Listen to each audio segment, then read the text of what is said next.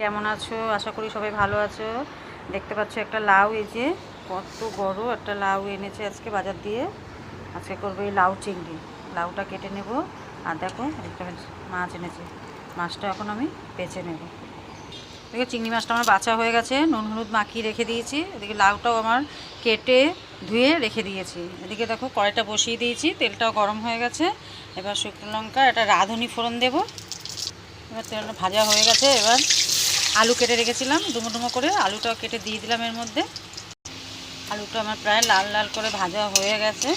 দেখো এখন হয়তো এক এক করে আমি লবণ, হলুদ আর চেরা কাঁচা পাকা লঙ্কা সব কিছু দিয়ে ভালো করে নেড়ে চেড়ে নিয়েছি। এবার চিংড়ি মাছটা দিয়ে দেবো। দেখো চিংড়ি মাছটা আমার লাল লাল করে ভাজা হয়ে গেছে। রান্নাঘরে অনেকটা রোদ পড়েছে তো, কড়াইয়ের মধ্যে রোদটা পড়ে যাচ্ছে। ভাজা এক এক করে ভাজা হয়ে গেছে। আমি এর মধ্যে একটু জিরার গুঁড়ো আর একটু লঙ্কার গুঁড়ো দিয়ে একটু জল দেব। জল দিয়ে একটু কষিয়ে নেব। এখন মশলাটা দিয়ে আমার কষানো হয়ে গেছে। কত সুন্দর লাগছে দেখতে, খেতেও কতটা ভালো হবে চিন্তা করো। এবার লাউগুলো আমি দিয়ে দেব। লাউগুলো দিয়ে নেড়ে চেড়ে নিয়েছি। এবার আমি অল্প একটু জল দিয়ে ঢেকে রাখবো। ধনেপাতাটাও কেটে নিয়েছি লাউতে দেওয়ার জন্য, সাইড করে রেখে দিলাম। আর এদিকে দেখো উচ্ছে সিদ্ধ দেবো। তা উচ্ছেগুলো কেটে মাঝখান দিয়ে ফালি করে নিয়েছি, কেটে এগুলো দিয়ে দেবো। আর একটা গাছে বেগুন হয়েছিল, একটা বেগুন কি করব, তাই উচ্ছের সাথে সিদ্ধ দিয়ে মেখে নেব। দেখো উচ্ছেগুলো এখন প্রেশারে দিয়ে দেবো। প্রেশারে একটুখানি নুনও দিয়ে দেবো।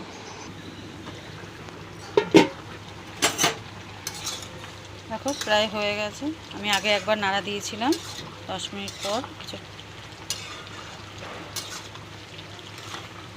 প্রায় হয়ে গেছে। মনে হচ্ছে লাউগুলো সেদ্ধ হয়ে গেছে। হ্যাঁ, এবার ধনে পাতাগুলো দিয়ে দেবো।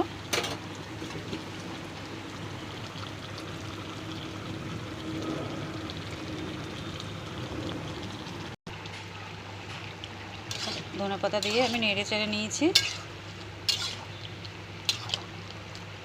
একটু নুন কম হয়েছিল, একটু নুনও দিয়ে দিয়েছি। এবার নামাবো। নামানোর আগে একটু চিনি দিয়ে দিই, একটু নেড়ে চেড়ে নামিয়ে নেব। দেখে আমার লাউটা প্রায় হয়ে গেছে। এবার নামিয়ে নেব। নুন চিনি সমান সমান আছে।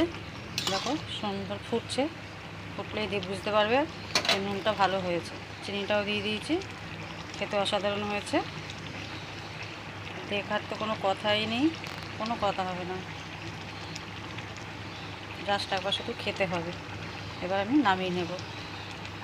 দেখো ফাইনাল লুক। গামলায় নামিয়ে নিয়েছি আমি। কড়াই ধোয়া জলটা এর মধ্যে দিয়ে দিয়েছি। হয়ে গেছে আমার চিংড়ি দিয়ে লাউ মাছ।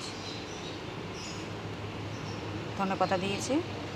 লাউ চিংড়ি রুটি দিয়েও খেতে অসাধারণ লাগবে, ভাত দিয়ে তো খেতেই পারবে, খুব ভালো।